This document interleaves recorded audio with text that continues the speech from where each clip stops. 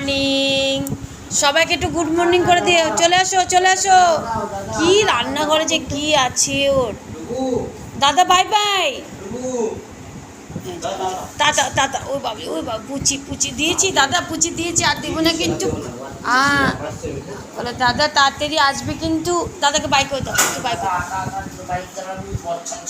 হ্যাঁ বলে না, রাস্তায় বৃষ্টি হচ্ছে কিন্তু মাম পড়ছে। ও বাবা চুকু চুকু হয়ে গেল। ওরে বাবারে, আজকের মহারানী আমাদের বেড়াতে যায়নি কেন, রাস্তায় ভীষণ কাদা।